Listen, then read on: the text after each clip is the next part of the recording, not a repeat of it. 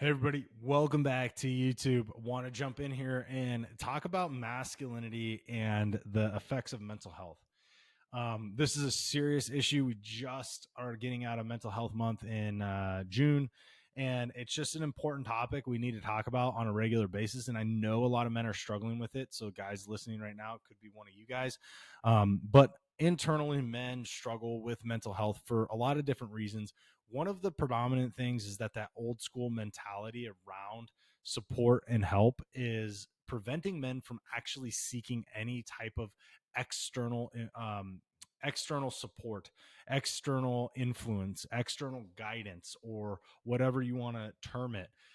It's really affecting guys because the fact that the old school mentality says that's weak. I was listening to Joe Rogan, and I can't remember who it was. There was a gentleman way back in the day who was running for president, and because he was, I think at the time, seeing somebody for depression, or taking, he did, oh man, I can't remember his name, but it's one of those times you wish you had like a Jamie on your show where you could just, young Jamie, he could go and look stuff up. But apparently there was a guy, he was a politician, I think he was running for president, or vice president or something, and he was getting mental shock therapy because of anxiety and depression, I think, if I remember this correctly. And when I heard that, I was like, wow, man, that's fascinating, because, Joe Rogan made the comment of like, oh yeah, if someone were to do that now, everybody would praise him as being a hero, trying to improve himself and utilizing the help of experts and medical doctors to, get better. So he's not struggling, right? And in those days, it basically sunk his political career. He was unable to achieve the heights that he was going for. And apparently, right after that, that's what did it. That was what put the nail in his coffin. So, this all to say that when we look at the old school mentality around mental health and mental struggles in men, we have to remember that it's not conducive to creating a healthy life. And at the end of the day, these social expectations are such bullshit, anyways, guys. If you're not just looking to be that best version of yourself and find happiness in your life, then what the fuck, man? Like, you're never going to meet everybody's standards. Not only are you never going to meet them, they're going to constantly fucking change. So why are you doing it anyways? It's not super helpful for you to continue to float along and try to meet different ever changing standards. It is important for you to create your own standards and then start to meet those every fucking day.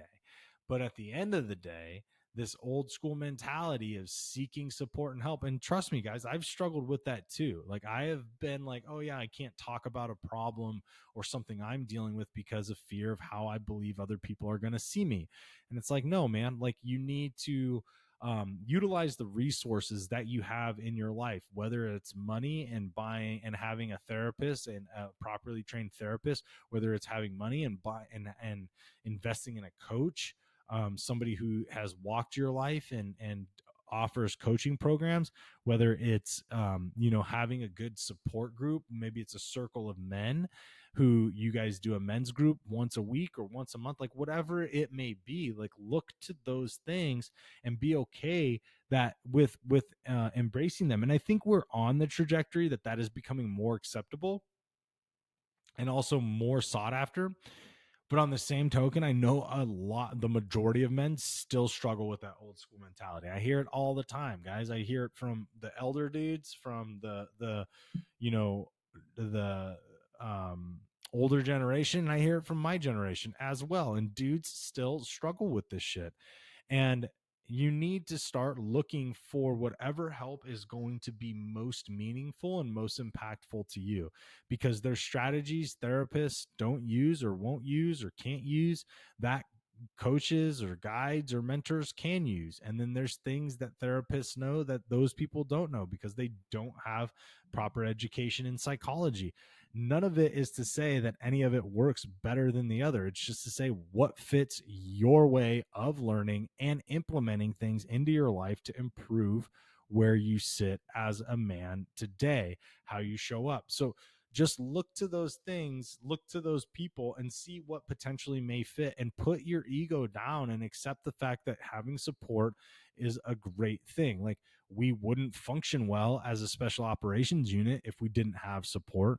We have support all the time. We had a mission one time where we basically were in a um we were in a position, we were in a very vulnerable and exposed position as a unit, and we had things made a lot easier for us because of our aerial support in that moment. Had it not been there, there was a chance, high likelihood, we were probably going to take more casualties than we did. And so at the end of the day, when we look at support, it's such a good thing, guys. We need to be more open to it.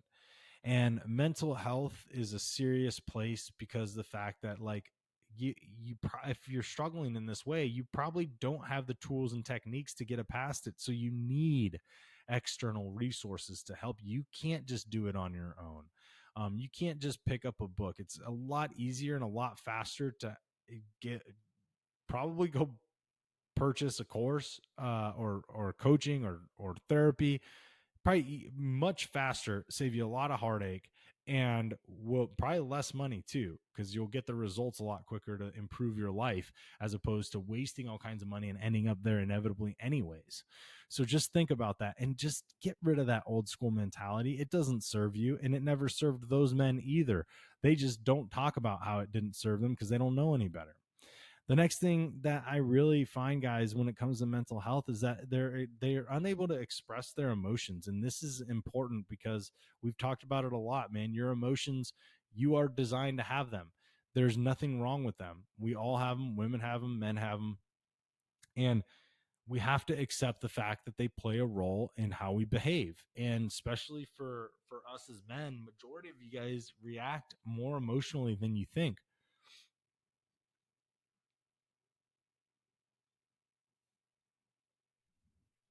And when we're not expressing our emotions, sorry, it was not an emotional break. That was me hiccuping. When we're not expressing our emotions, we're typically suppressing our emotions, and we're staying stuck and stagnant in a place that's unhealthy mentally.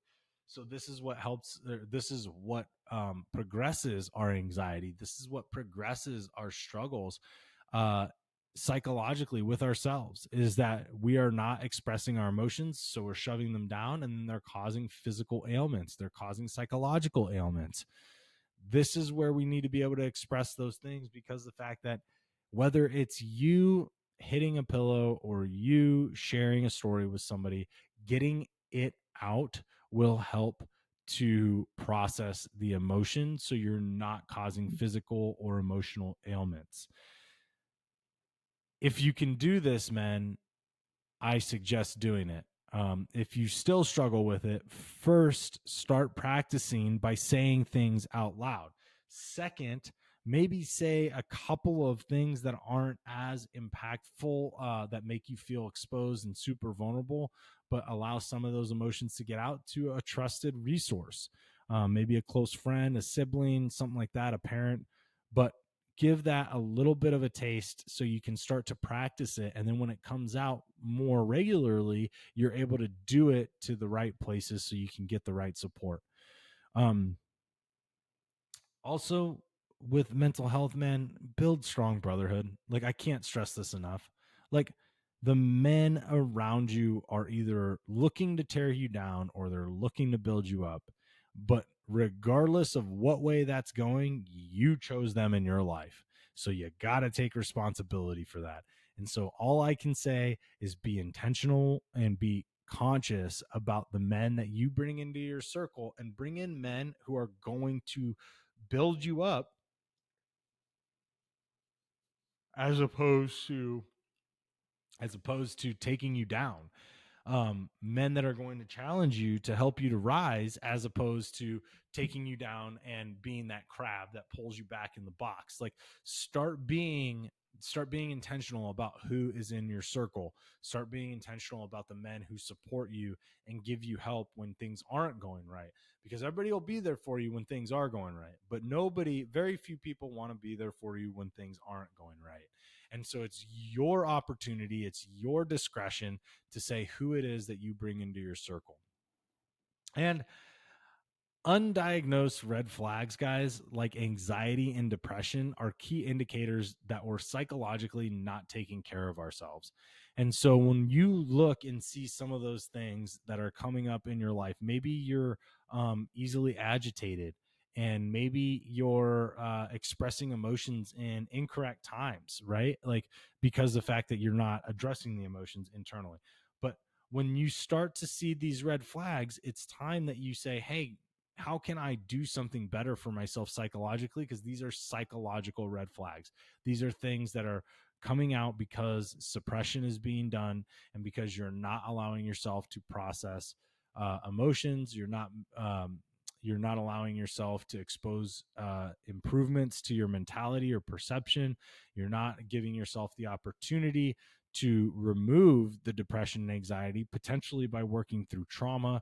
That is all involved in this, guys. So when you have red flags showing up, start to question them and potentially start reaching out to somebody you at least trust to talk about it a little bit, so that you can improve that aspect. But it doesn't mean you have to go right to a professional. It just means that you got to expose yourself a little bit so you can figure out what's going on before it gets too late, before it gets too deep, before you get so down on yourself that nothing is going right and that everything is going to perpetually start going wrong. Before you get there and call that shit in, start reaching out to somebody and start allowing your mental health to improve. We can all use it. I have a close circle of friends that I share things with. I'm pretty open with my wife when we have conversations. When I'm struggling, she's there to help me. I have my uncle who I talk to, like all of these pieces, and they help me to stay on top of my own mental health game. Not to mention journaling, meditating, questioning myself, allowing thoughts to come in and be objective. Like all of those things are super helpful, guys. So just look at what you can start implementing now. Look at some of the techniques that could help you if you are really struggling with this. And if you're not, start just getting a little more, maybe even preventative. Like I said, meditating and journaling every morning are very, very helpful for this. So look to gain advantage over that before trying to go and get pharmaceutical bullshit, because that's not helpful. That's going to deteriorate you in a lot of other ways. So hope you guys enjoyed this episode. If you are struggling mental health wise, please reach out to me. Like, let's chat and then get you connected with somebody who can really, really help you. If you are that, I'm always open to those conversations.